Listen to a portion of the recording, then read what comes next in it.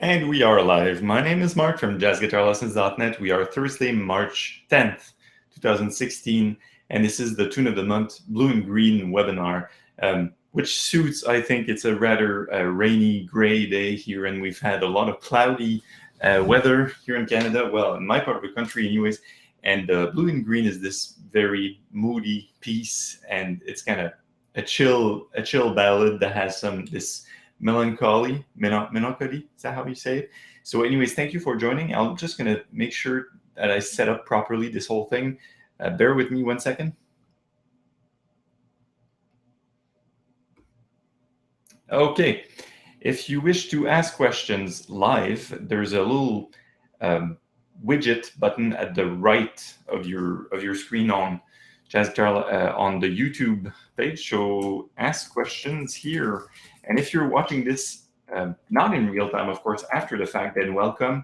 Thank you. Feel free to jump around. The format is the same this month. I'm just a little more chill. I think I need a little vacation.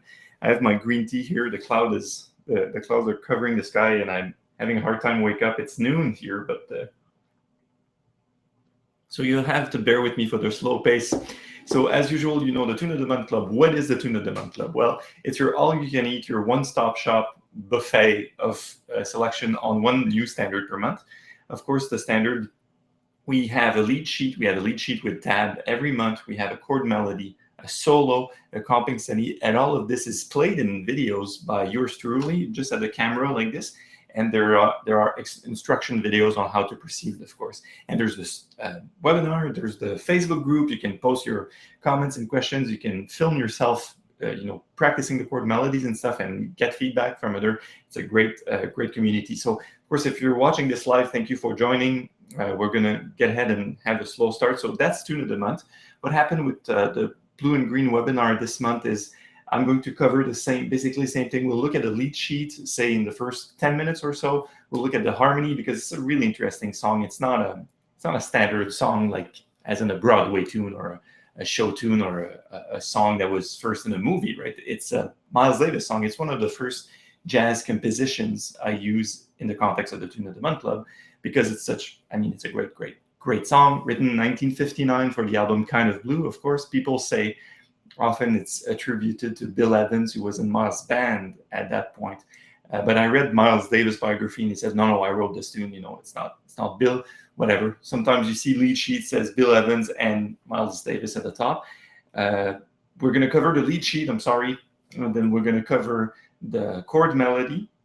So measure by measure, or at least the highlights. So the stuff that is interesting, you feel free to ask your questions, of course. And then there's going to be the comping study, same thing, and the single note solo. So they're short because the form to Blue and Green is short. It's only 10 bars, but there's a lot of stuff because, the solo has those fast lines because we have a slow tempo. You can play 30-second notes. So 30 seconds note, I'm just going to move my microphone over, sorry. So I feel like I'm speaking the microphone in this, so this way I feel I should probably speak right in front of it. Bear with me 1 second. Hey man, this guy just needs a shot of espresso, and that's what this guy needs for sure. Okay, here. And yeah, that's it. That's what we're going to cover. Another thing worth mentioning is it's the first time ever I'm nervous being on camera. I don't know what it is. Maybe it's because there's so many things happening in my life at the same time. So if you've ever seen me nervous and kind of shaking a little bit, that's now.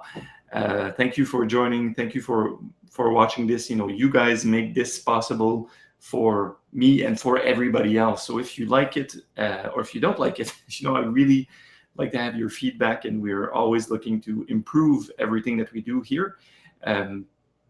And that's it. So let's get going right away with the materials. So here we go. Blue and Green lead sheet. I'm opening the lead sheet with tabs. If you're a member of the Tune of the Month, you get this. So the lead sheet with tab has the melody played at the lowest octave first. So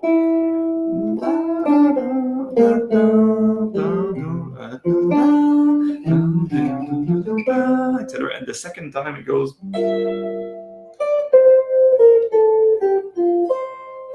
Sorry. Just to let you know that this is an interesting case of a melody that is, well, we always play it in the key of the album, which is kind of blue, right? Why? Because it's a jazz composition. And say you take a standard like Autumn Leaves, you take Shadow of Your Smile, these tunes were they were pop tunes back then, right? So we're not shy of changing keys. You play with a singer and she says, hey, can you play Autumn Leaves in A flat minor? And you go like, yeah, no problem. But for jazz tunes, jazz compositions, we don't do that. So Blue and Green is one of those. And what happens is it's a cool little register. If you listen to the album, on the piano, it sounds great. Trumpet, it sounds great. But for guitar, it's kind of an in-between world. If you start doing your chord melody here and you're like,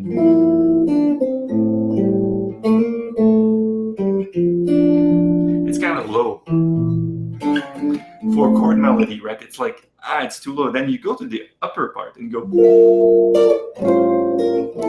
it's kind of too high. So it's a great little challenge, and it's a great study of register on the guitar. So this is one thing to keep in mind.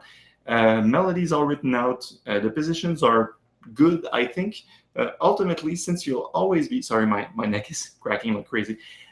Ultimately, if you're looking at this, you will want to learn the both octaves really cleanly, super well, because the melody is it's not complicated enough, right?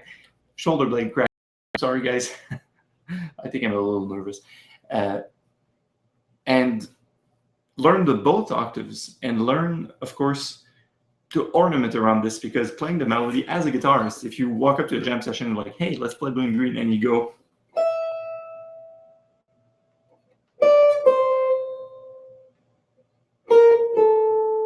people will go like, well, what are you doing? Right? Why would you just play the melody on its own? So you'll have to, one, either develop your chord melody, or two, or get inspiration from the stuff you get in the Tune of the Month Club, which is, of course, as always, I keep repeating myself on this topic, is you can do your own chord melody, but start with those ideas. You can go like, yeah, I like this, I don't like this so much, whatever, and keep, evolving your chord melody until it's yours. So that's it for the lead sheet about the melody. Now let's talk about the harmony. Quickly, 10-bar form, sip of green tea. Sorry, guys. So 10-bar form, and I'm just going to watch out if we have Esteban. Hey, thank you. I see that you sent me an email. So guys, I have to apologize for one thing. Of course, if you're watching this live, it matters. If you're watching this later, it doesn't matter. I had to postpone it twice. First one, because I missed a date. I kind of put the wrong date in my calendar, and as in Monday. No, it's not Monday, whatever. And the second time I missed it was yesterday, about 24 hours ago. I was feeling very sick.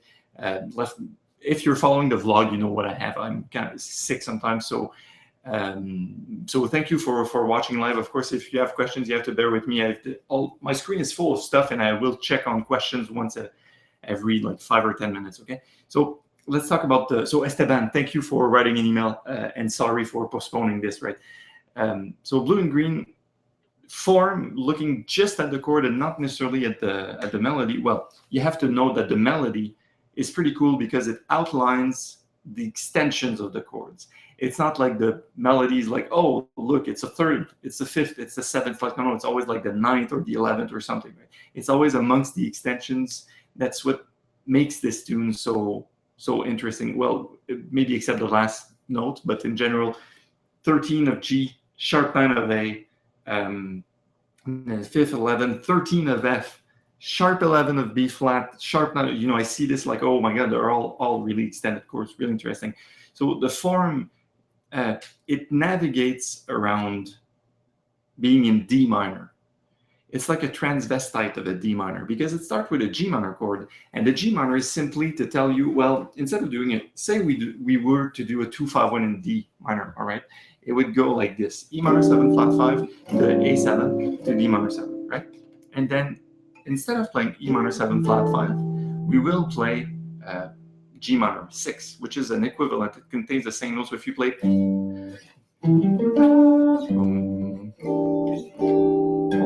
it's the same chord. So it's G minor 6 to A7 to D minor, which is the same as E minor 7 flat 5 to A7 to D minor, except change the E minor 7 flat 5 to a G minor. Minor 6, minor, that's the top note of the melody, right? So it goes there. And then it wants to do that again starting in bar 5. Instead of doing G minor to A7 to D minor, it goes B flat major, sharp 11 even, A7 something, D minor again. So it does it twice. Look at this. In bar 1, 2, 3, you have this. In bar 5, 6, and 7, you have this. Why am I saying it's the same thing? Because, well, the same equivalence. If you go to, you have E minor 7 flat 5. E minor 7 flat 5. It's an equivalent to G. Dum, dum. So it's a minor third up, and it contains pretty much the same note. Right? Well, G minor 6 has an equivalent. Go up a third again. B flat major 7, in this case, sharp 11. They're the same chord. So if you want to take pen and paper, write this down quickly. E minor 7 flat 5, G minor 6, B flat major sharp 11. They're all the same chords. Basically all the same chord, which is kind of interesting in this context because you can go through the same, but in my mind, in my ear, sounds exactly the same. It's kind of a slight variation on it, right? So that's one thing to keep in mind. And the other thing, you look at bar 3 and 4, D minor 7, D flat 7, C minor 7, F7. So this is just a means. It's like a backdoor. You know how Joe Pascal's like, he always descends the cycle. So this is what's happening in bar 3 and 4, really.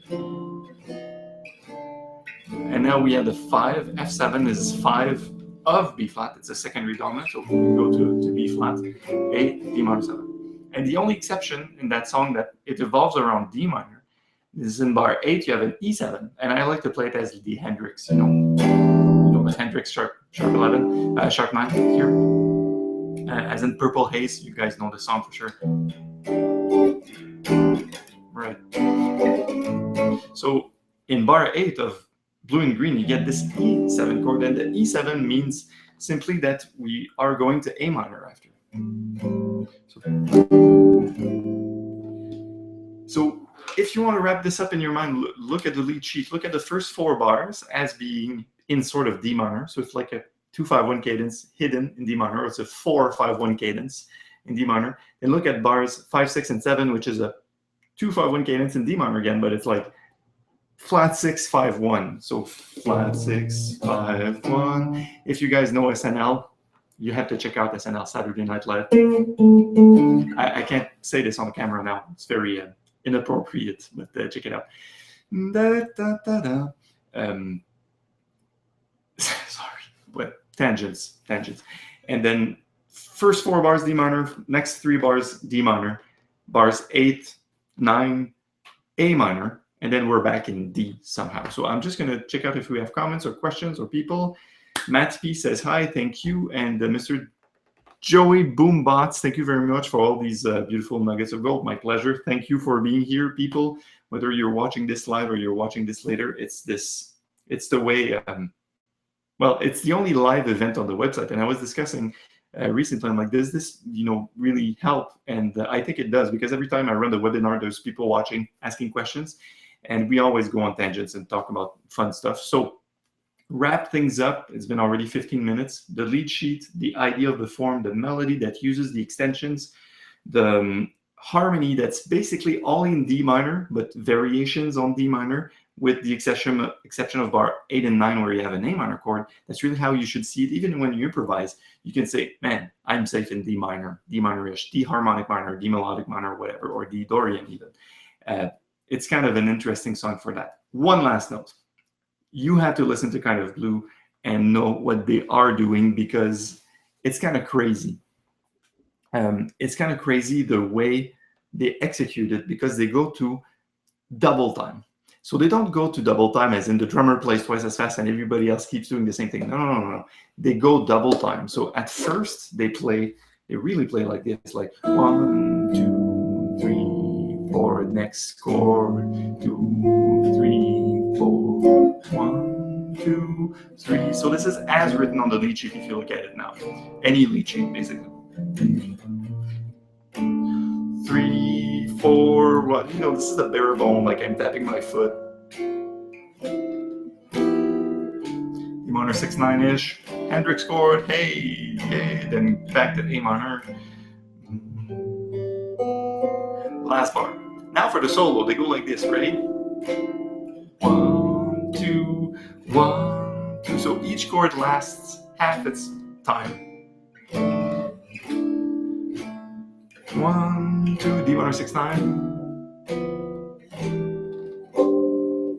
A minor, last bar. So you see what's happening now? It's real, actual double time. All right. I don't know if it's confusing or not, but listen to it. Follow along to the recording. You go like, oh yeah, they don't skip a beat. They just go there, and then they go double of that. So it means that the form is actually 12 bars. When Bill Evans solos, I think it's only 5 bars, and then they do double of that. So the form is actually only 2.5 bars, which is really fascinating, I think. Tune of the Month Club this month, we don't do this. We don't. We solo on the entire 10 bars. We chord melody on the entire 10 bars, comping setting on the entire 10 bars. It was simpler, and it's a great introduction if you've never worked on a piece. Good. Let's move on to the chord melody and see if we have any questions. I think we do. Here we go. We have Matt P saying, I need more info about how to use a diminished scale in a blues scenario like Robin Ford. Ooh, yeah, that's a fascinating topic. I think it's a bit, there's some of this stuff in blue and green for sure. And there's Dwight here saying, nice. Thank you, Dwight. Thanks for being here. So need more info. So the diminished scale, I would recommend just go on jazzguitarlessons.net now and use the search functionality. Just type diminished and see what comes up, because I've answered several questions in the past and I gave exercises and my perspective. And now we're going to do this on D minor, right? So if we're in D minor, the A7 chord is for blue and green. So there's a few lines you can do. So sorry, everybody, this is just a little tangent, just for 1 minute. One thing you might want to try and understand is use the notes 3, 5, 7, flat 9. 3, 5, 7, flat 9 of your A7. And then look at all of this and add 1/2 step before each note. So,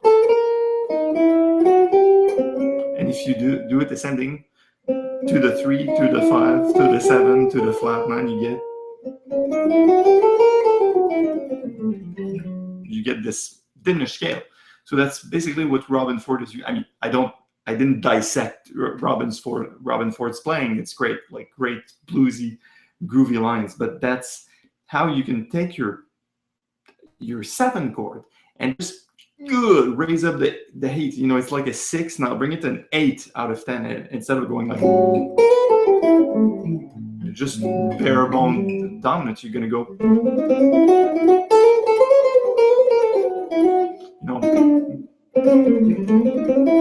You have all these possibilities, but you have to sit down and examine what does this entail. If I had a half step before, what if I cover it on my entire fretboard? I go, yeah, and then you have to do this work, and you have to look at all the triads. Say, yeah.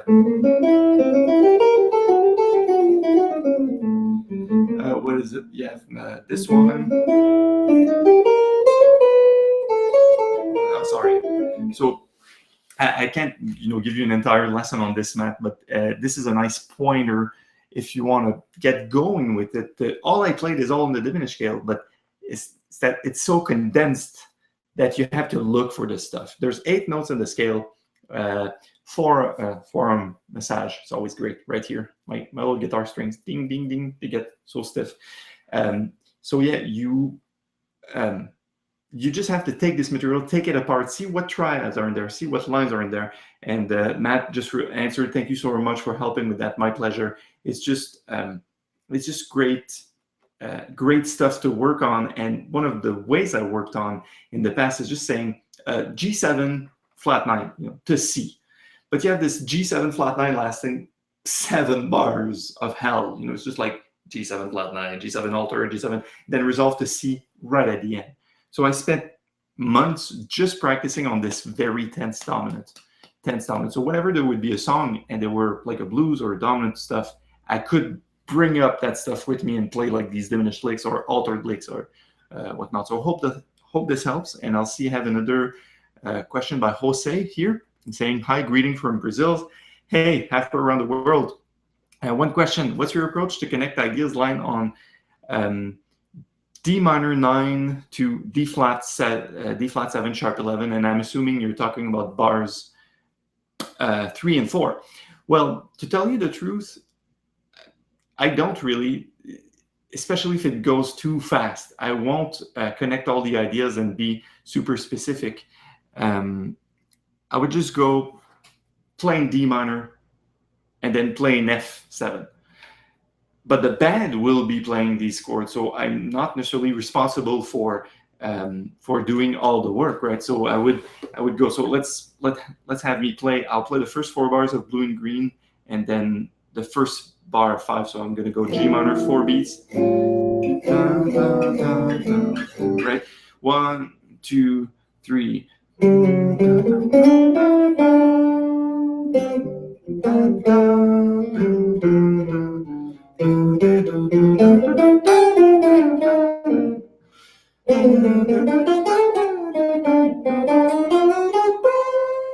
you see, all I was thinking of really was, hey, there's this D minor sound, and we really have to hit it, but the D flat 7 is only really in passing. So it might happen that I improvise and go and really have D minor.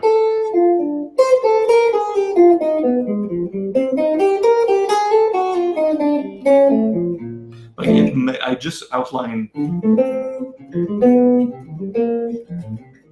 I've just outlined D minor 7, D flat 7, C minor 7, F7. I just clearly outlined that. It may happen that I do it, but it's not. I practiced it for sure. Like I did practice it. But when I'm really, really improvising, I'm only attempting to follow the melody that I'm playing, which is more important than being correct, if you see what I mean. So my perspective on this would really be to just shed it like crazy, practice all the arpeggios, all the connection, all the stuff. But in the end, when you improvise, don't think about it so much. Don't think at all. In fact, just go and play your line. So I don't know if it helps. And sorry, that was just a little tangent. It's a great question, because when there's too many chords appearing side by side, people are gonna freak out. But you shouldn't. You should just play ideas, because all these chords are related. See, so you're not really making mistakes if you're not always outlining every chord change. Well, you should. I mean, if you're playing bebop, you should. But it's like all clear what you're doing. But on the other hand, this is just passing. And I thought I heard from a great, like, legendary piano player who maybe Hal Galper, or maybe it was Barry Harris, or they said, if you practice the scales like that, if you practice all the stuff, you kind of put a blanket on top of the chords. You hide the chords in your improvisation. You don't really outline them, you just hide them. And we can't hear your melodic ideas come through because you're putting a blanket over everything. So you see, there's a thing to be said about being specific when you improvise, but there's also a thing to be said about practicing this stuff really hard and then just going, yeah, it would be like speaking and saying,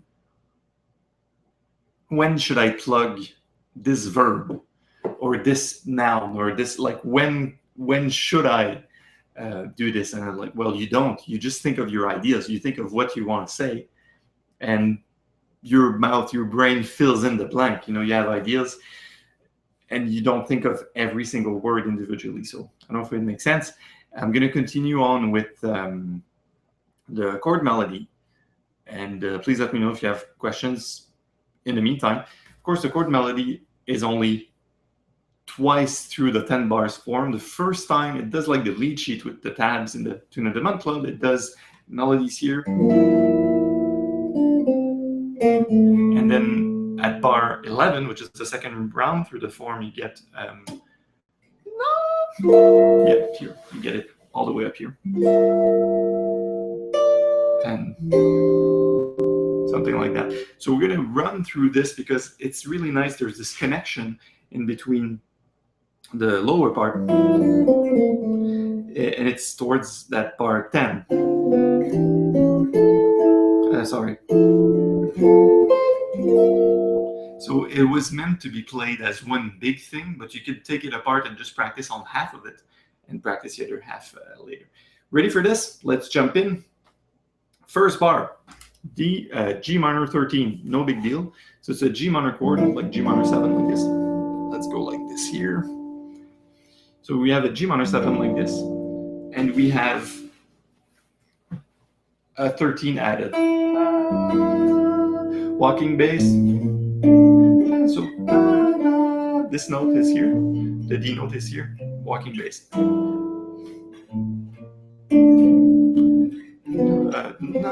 That's your A7 chord. So this is somewhat of a strange one, because for the A7 we have the top note, which is sharp 11 of A, sharp 9 of A. But in analysis, this is 3 and flat 13, or flat 6. So it's like you get none of the good notes of A. You just get the extensions, but still it works. So, and then the rest, we just connect it to a D minor triad. See, not very complicated. And here, this is a D flat 7, or just a plain D flat. So you have the two notes. It's like playing a power chord backwards. It would be like playing this. But, and the melody with a little. Now C minor, once again, this is like C minor 11. It's like this arrangement with, we have a lot of really low notes. So once again, from the beginning, D minor triad. Once again, just power chord with melody on top. C minor 11 because of the F note. And once again, just C, G, and F. So to an F13. Now this is interesting, because the 13 is on top. And the two notes of the F7 in bar 4, we have flat 7 and 3. So it looks like it shouldn't belong, that it's not an F7, but it is. If a bass player would be for you, you go, it's totally an F7. In fact, it's this F7. It's like this, without the root. Here we go. So F13, that's the end of bar 4, nothing fancy. Bar 5, we go to a B flat major 7, sharp 11. The sharp 11 is here. And it is funny because that's a melody note, and then we just have the bass note. So there's nothing much we can do, because we're kind of stuck in that register of the guitar. Melody, naked melody. Bar 6, we have an A7 of a really strange kind, which I love. So in analysis, I'll spell you all the notes. So you have sharp 9 on top, flat 7, sharp 5, or flat 5, sorry, sharp 4, and the root. So it's like root, sharp 4, 7, sharp. It's like pretty intense chord. But since it's all low for now, it's good, like bar 5. Then back to a D minor. It's a D minor triad with the 11th on top. So it sounds really great because we have this open string, right? Then naked ornaments around the melody. So this is you recognize this as an E7, like is it an E7? No, it is, sorry. So E7, flat 13, sharp 9, and E, and the chord is this. So it's a first inversion, so the third G sharp is in the root.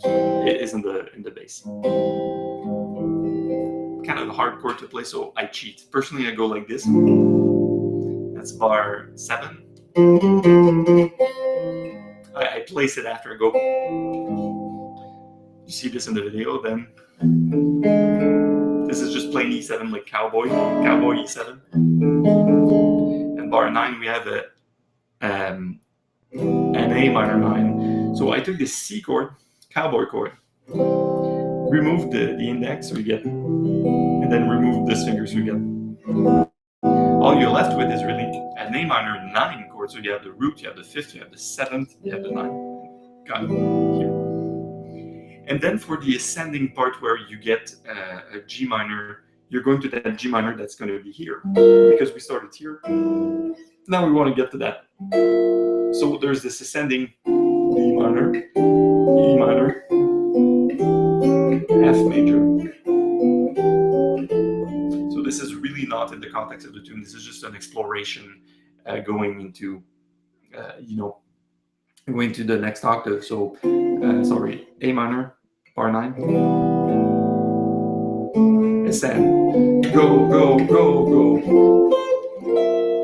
So this chord is sort of a D7 again. It's the same shape as this. If you look at bar 4, the F13, this. So this is the same thing here where we have, sorry, D, D7 sharp 9. I'm talking about last 2 notes of bar 10. So this is really not part of the tune, but at least it connects us to the next portion. So just going to switch over screens and see if we have any questions. So we covered the first half of the chord melody so far. And let's look if we have questions here. Oh yeah, we have a few questions. Okay. Yes, it helps. I have Jose saying, yes, it helps. Thanks. Don't be so strict about this connection. Kind of. That's what I said. Yes. I have Niran say, what do you think about play what you hear, especially in improvisation? I'm not sure I understand your question, but I think, yeah, I think play what you hear is the #1 thing to do. I mean, you shouldn't just play your fingers because you can move your fingers. You can really, synchronize this. One thing I do, you hear me when I'm struggling with that piece of wood here. When I go like, what's that? I just hum something. I whistle something. I go, all right, that's what I hear, because I can never sing false. I mean, your voice will never lie to you, right? You can't sing off pitch on purpose, really. So, but you will sing off pitch eventually. So I wonder if it's this question. I have a few other questions. Sip of green tea. I have Blankishish. Thanks for doing this. It's really awesome to see. And your question, I'm on my first steps in the jazz world. How would you recommend listening to? Well, and anyone go of good standards to start with? Good. Niran answered, of course, Blue Bossa, Girl from Ipanema, Autumn Leaves. Great answers. All these easy tunes. Think of a song called Killer Joe also, which is pretty interesting. Easy standards, How High the Moon. All the things you are is not so easy, but you get the idea. But for listening, grab jazz albums that have the year 1959 on it. If you look at my jazz CD collection, it's like there's about 70% of the albums that come from those years between 1955 and 1965. This is really the golden age of jazz, and this is really where you can get the most, I guess, most of the common language. It all branched off into different directions. There was funk, there was this and that, and people are influenced by different things nowadays. Say the Pat Metheny band is really influenced by Brazilian music, if you will. So one good way to start listening to is listen to Miles Davis. Blue and Green is this great example. You grab Kind of Blue, listen to this while you sleep, like on repeat all the time. Then grab the Miles Davis stuff that finished with ing, cooking, working, slapping, or whatever they were. Like, what's the other one? Walking. Yeah, Walking is a great recording. Then listen to guitarists, of course, like Wes Montgomery is. If you could listen to just one guy, listen to Wes Montgomery, Kenny Burrell, Joe Bass, Jim Hall, all these great guys. If you're into older stuff, well, Django Reinhardt and Charlie Christian, of course, and there's Jimmy Rainey. I mean, there's countless people you should listen to. But starting with Miles Davis, John Coltrane, and the people that kind of evolved in that area. So Bill Evans, who's credited that tune Blue and Green, is an interesting guy to listen to because of harmony. I mean, he's one of the most fabulous, sensible piano players of all times, I think. And everybody that evolved around Miles Davis at that point. Wayne Shorter, Herbie Hancock, Dave Holland played with him later, Ron Carter, Tony Williams. So these guys that made it with Miles and then went on to do their own career. Cannonball Adderley is another great example. So Miles is this great starting point. And it's funny because Miles played with Charlie Parker in the late 40s and beginning of 50s, so really hardcore bebop, beginning of bebop. But Miles also contributed with Prince in the 80s. So it's kind of, what? This guy covered so many things that everybody that touched on Miles has a huge influence on the music, and you can be certain that you're not in a musical dead end, that you're in a place of the musical cosmos that makes sense to everybody, kind of. I even heard I read in the Miles biography that Miles Davis jammed with Jimi Hendrix before Jimi Hendrix passed away. He passed 2 days after they had jammed, and Miles had prepared songs that he was playing with him and all. So it's Miles a really great starting point. So unless you have other questions, so Body and Soul, yes, good, another good one, another good song suggestion. If you don't have any other questions, I will continue with the second half of the chord melody now. So we are in bar 11, and bar 11 is G minor 13 like this. So really easy voicing. Sorry.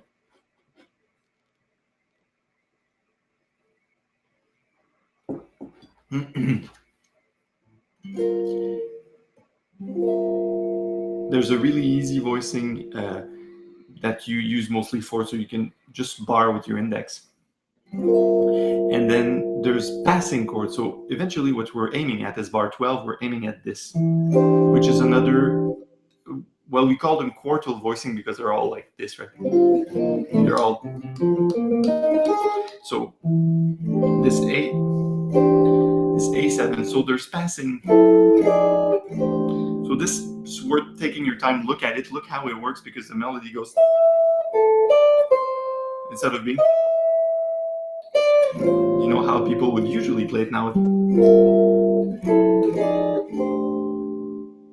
Same thing.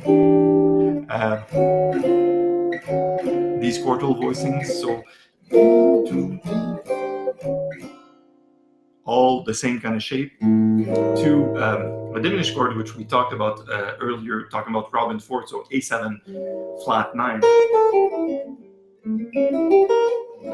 Then in bar 13, we're going to go to this D minor chord with the A note on top. But the A note on top, this is probably the most challenging part of this piece. I had a hard time kind of learning it, and shedding it here. So you have these two notes. If you can't do what's written in the tabs, just do D minor. It will be perfect. From bar 11. Sorry.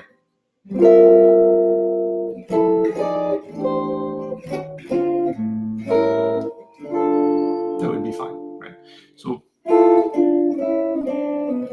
now I'm playing in that bar 13. So it's all a way to add meat around the bone for the D minor chord, right? And then we get to this chord, which is in fact just a D flat 9, but we don't have this note here. We just have this note on top. So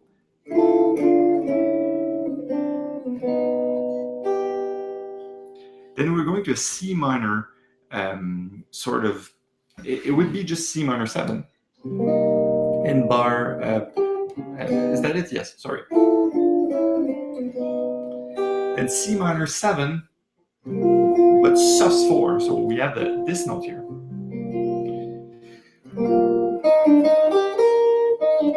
And the rest of this bar 14 is just really ornaments around the good notes of C minor 7. So you could have went straight there, but we know that the melody note for that C chord is an F note.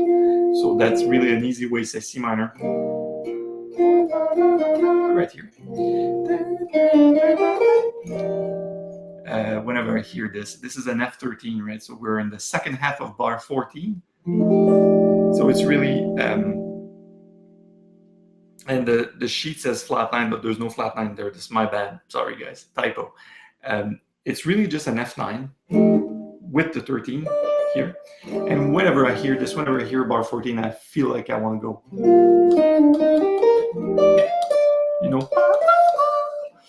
something I really like to do in general. Nothing fancy. So the 13 was here on the lowest part of the arrangement. Now it's Bar 15 for the B flat, an interesting chord with power chord of B flat, and open D. So we have, which is beautiful. It gives you a B flat major triad with the sharp 11 on top. And in the plain melody, you have. So now instead of doing it plain like the first time we were, no, we do this instead. I'm sorry, I'm doing it from memory. I'm looking at it a little bit, but that's it. So this is just worth taking your time looking at it slowly.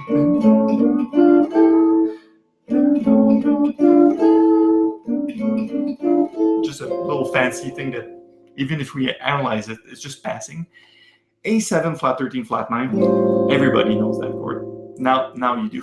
Anyways, going to passing it to a D minor chord with the 6th here and the 11th in the melody, with moving 6 to flat 7 to natural 7 to. So that's bar 17.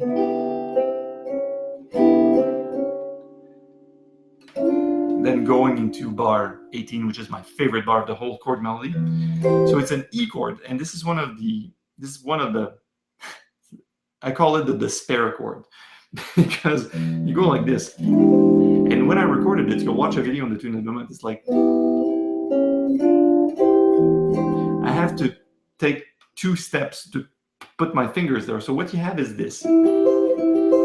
If you know your theory, this is just a C major triad, top, with an E root, and the tritone of an E7.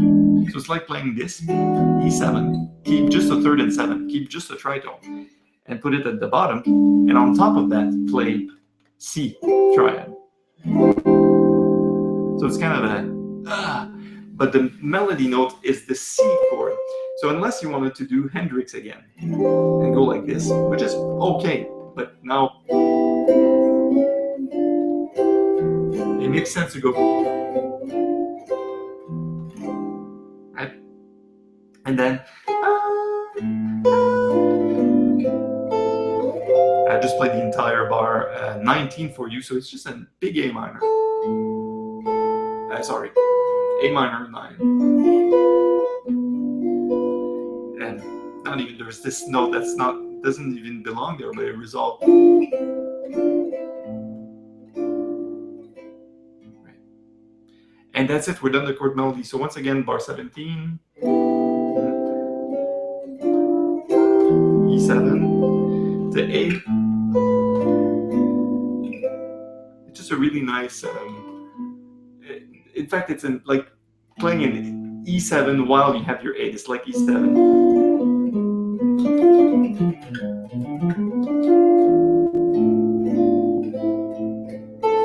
And this is, the last chord is just a quartal voicing, so all 4s with the right melody. Good, we're done with the chord melody, so I'm gonna look you guys over to see if you have any questions.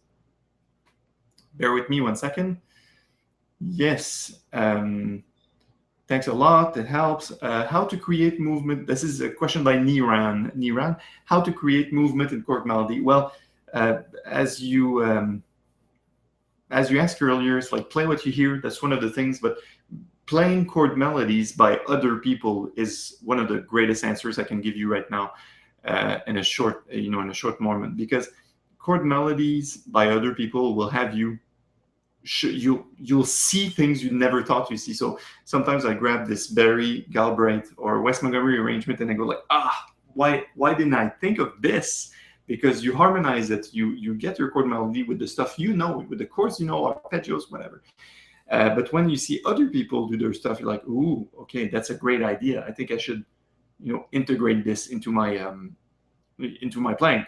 So that's one of the ways that you can do this. Hold on. Right. So yeah, it's really. I think creating movement is a matter of just adding things in context that fit well, but walking into other people's shoes is a great way to see. Okay, for instance, you like all the things you are, all right? We all like it. Do a chord melody on it, then look at the Tune of the Month Club, all the things you are, and see what's different from your thing than my thing. And you'll go like, oh, wow, okay, there's this, there's that. It doesn't mean that you need to use everything, but you will see creating movements is often seeing things that are already there that you didn't see yet. You know, kind of that thing. Cool. Let's spend about, I say, 10 minutes each on the comping study and on the solo, and I will let you go. The solo, there's just one or two lines that I need to talk about really. And same thing with the comping study. So I'll just play through it slowly, you know, not in actual tempo. So that's a comping study. G minor to that second bar, A7, sharp 9. Here's one chord I want you to take notice. Third bar, D flat 7. It's not a D flat 7 anymore. It's a D flat major 7. Yeah, but it's played like this. It looks a lot like an F minor chord. F minor, but yet there's no difference.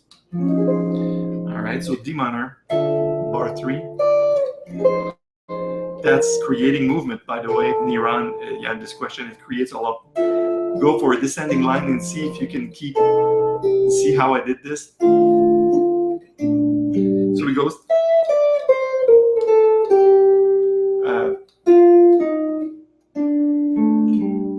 It keeps descending, and this is not even a chord melody, right? It's just a comping study, but I was asking, well, since the song goes,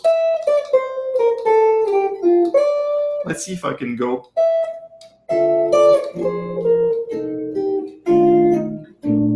You know, keep this idea of descending line within my comping study. This is one of the greatest exercises that you can challenge yourself to do. Is can I keep descending, or maybe can I keep ascending with the same ideas? So no biggie here. I'll just resume at bar 5. Bar 5 at the end, you have this ornament that I really love. It goes, you know, it's a typical West thing or jazz guitarist thing. They're all inversions of B flat. So this is an inversion. This is a quartal voicing of B flat. This is B flat major 7 straight up. Going to A7, flat 13, flat 9, flat 13, sharp 9, which is, everybody knows that chord. Now you do. Passing chords to D minor. So this is D minor 7 with an added 11, same as the chord melody with the C minor 6. Then a little ornament.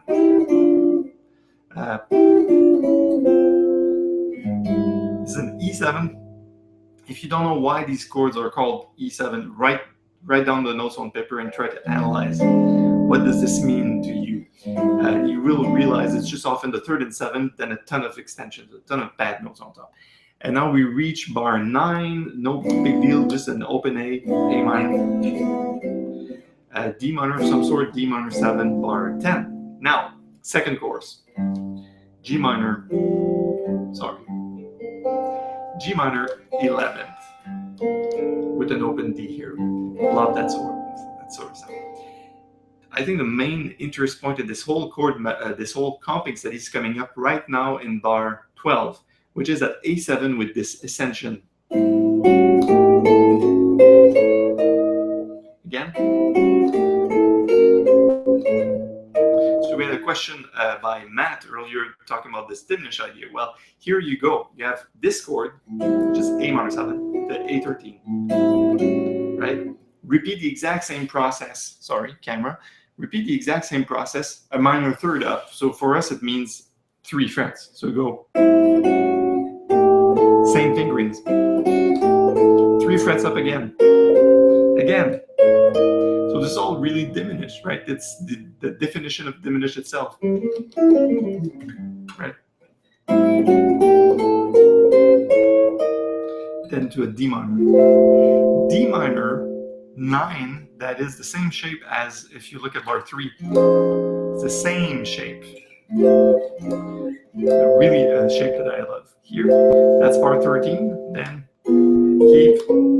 This answers the ascension. This is the first ascension.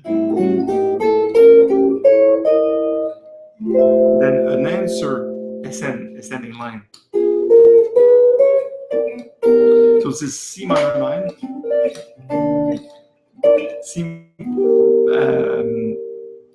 This is in fact a B. How can we call this guy? Sorry.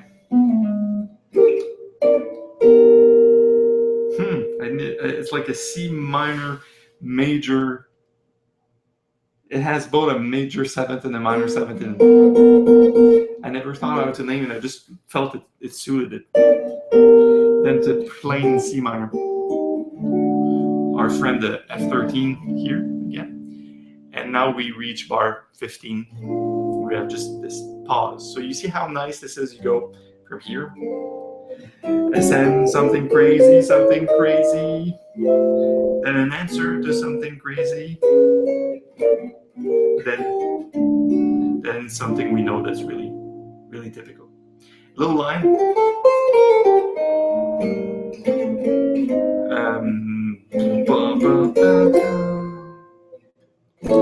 So this bar 16 on the A7, I don't want to spend too much time on this because we're really running out of time. But just make the analysis on your own. You'll see it's a bunch of notes together. It's a bunch of counterpoint or double stops, I would call them. This chord, bar 17, is worth your attention because it acts like a D chord. And the D chord has major 7th, 5th, 9th, 6th, and 3rd. Really heavy chord. So it's a D minor major 7 of some sort with a major 9. Then we have this D minor 7 that's really plain. So then the same shape we had here on the E7. So you can play the open E if you want. So this is an E7. You have once again the tritone at the bottom, like this guy here.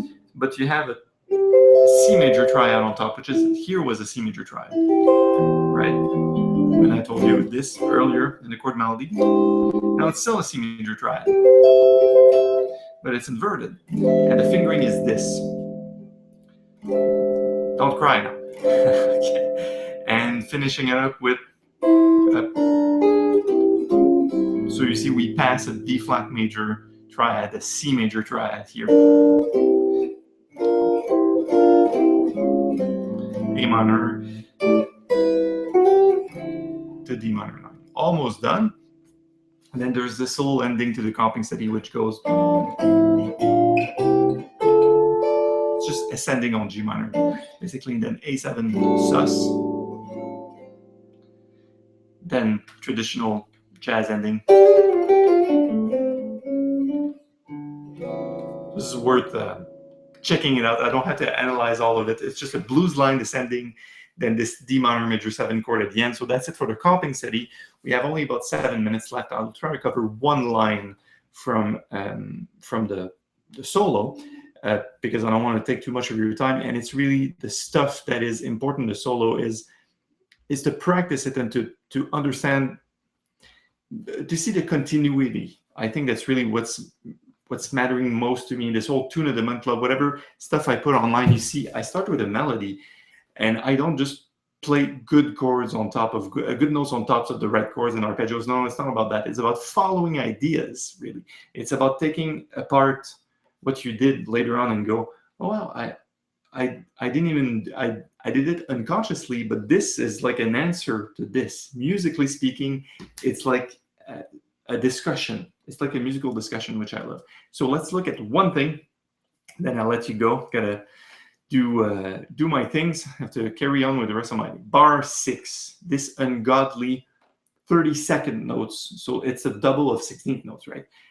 You have 32 notes in one bar 4/4. And since the tempo is super slow, the line is not that fast, which is kind of counterintuitive because the page is like full of inks, like black with ink. Check this out. It's a repeated pattern of 8 notes. So you're playing on A7. So once again, Matt, if you're still listening, that's the A7 diminished. It's all in there. Is that it? Yeah. So first part of bar 6, you're ascending a diminished arpeggio. which acts on the A7. So you're doing 3, 5, 7 flat 9, 3, 5, 7 flat 9 of A7. Then chromatic. So remember, you did 3, 5, flat 7, flat 9. Then chromatic, you land where? You land on 5 of A. Now we did 3, 5, 7, 9. Now instead of doing that, we'll do 5, 7, flat 9, 3. So now we did. And guess what happens after? Then.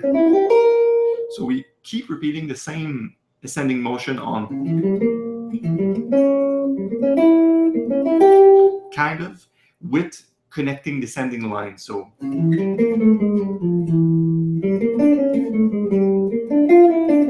this one is different. You've heard this 1,000 times in jazz lines, right? And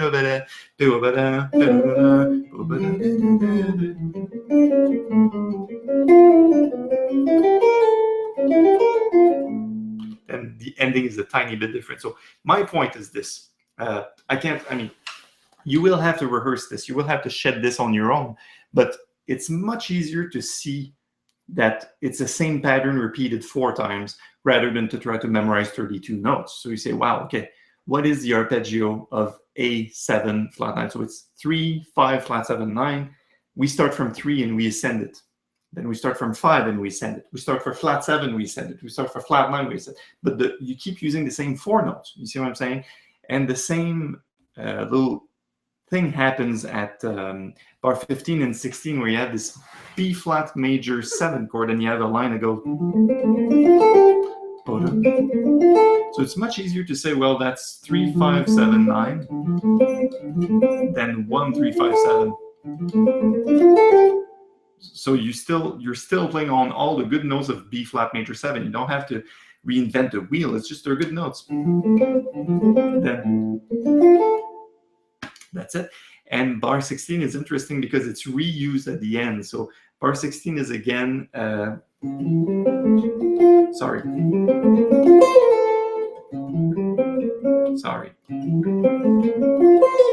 Again. So I won't get into the detail of the analysis, but think of a B flat minor chord.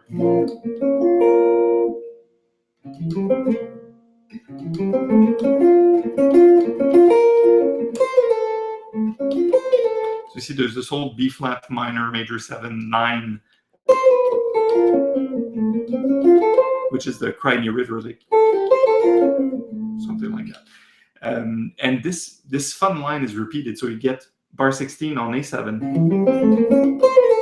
and then bar 23, once the song is done and I go like, it's almost exactly the same line. So here's my point is, of course, there's little octaves in the middle, and there's chords going from one to another, diminished chord passing, there's descending lines, but all of these things are really filler. The main ideas are still coming around all the time. Like you've heard this in my other Tune of the Month Club, like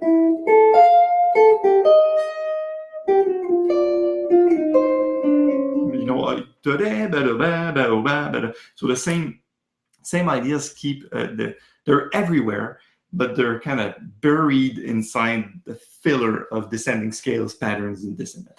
I hope it makes sense. That's all the time we have really for the Tune of the Month.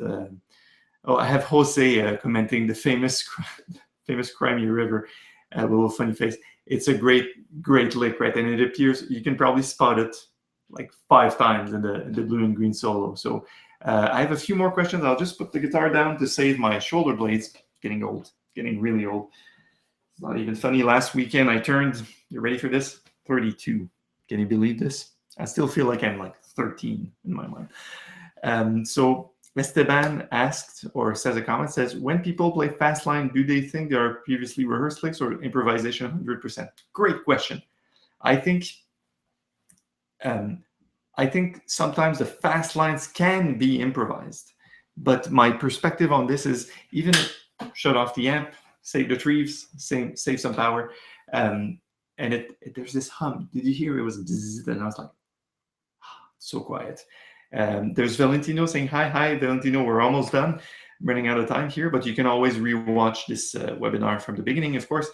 So Esteban, I think there's people, they can improvise fast lines and be in 100% improvisation. Pat Metheny, George Benson, Joe Pass, whatever, they did that. They still do that. But they think in blocks. You see what I'm saying? It's like, if I think of a sentence, I will say it really fast, but I don't think of every word. Every word is pre-rehearsed. I know every word, but the phrase, the sentence, might be a sentence I've never said before. It might be something totally new I just came up with. It's like an invention. I wrote, I don't know what I'm saying, but you see my point is, I think if you rehearse blocks, then it's like Lego. You just plug them together, and in improvisation, you'll just go like, all right, this came out because I already know this. I know if I break it down after, I say, oh, this is D minor, this is E, this is this is that. But in essence, you're still improvising. Same as if I were to ask you, Esteban, can you, we worked together a while back. I just got your email recently, of course, and take a topic that you know and love. Like for me would be, I don't know, probability models or computational statistics or, I don't know, quantum physics, something scientific. And then ask me, timer, you have 5 minutes. Go and speak. Give me a crash course introduction. You have 5 minutes on the timer. I think the speech I would prepare, or that you would prepare on something that you love, would be all new. But you all know this stuff. You all know the words. You all know the sentence. You know the topic, right? But you don't know every single sentence you're going to say. You know the big picture, the big ideas. So think of improvisation like this. I really like this analogy with the language. Okay, so that's it for the Tune of the Month Club. We're running out of time. On a personal note, in about 24 hours, I'll be heading off to a sunnier destination. It is March. It's the first time in my life I'm paying myself a vacation, so I'm off. I will see you guys when I get back on around March 21st. Really happy to take a break with my fiance. And thanks for being there all the time. There's lots of changes. Tune of the Month continues until at least July. Then in July, I have to reassess, select the songs. Maybe we'll do a poll, which songs would you like to cover next year? And I'm starting to build another website. Of course, there's jazzguitarlessons.net, which is all free lessons. There's Jazz Guitar Store, which has the Tune of the Month Club. And thank you, Jose. So I have messages. People say, thank you for being here. And there's now going to be another platform, and you may receive messages from someone I work with, Sarah. She's an extremely good person, good assistant, and we work together on certain things that sometimes I don't have time. And she will send you emails to you guys, and not everybody, but just regarding one of the surveys, and just to see what are we doing next, really. So I'm starting to work and build a new membership platform. So to say, we have lessons, but it's not like you buy a course or you take a Skype lesson anymore. It's just, okay, you have access to, it's like Netflix, right? You have all these lessons, and you can pick and choose and get better at guitar with the stuff that you find on this website. So there's tons of stuff moving. Keep me in the loop. I'm always happy to hear from you.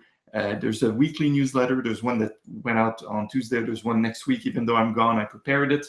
There's always new YouTube videos, once, sometimes twice a week. I have the vlog now. There's podcasts. There's blogs about legendary players.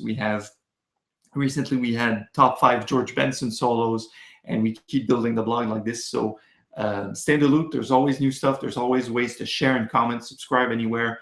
Please share the word, and I will see you next month for the Tune of the Month Club webinar. My name is Marc from jazzguitarlessons.net. Improve your jazz guitar playing with a real teacher. Take care. See you next time.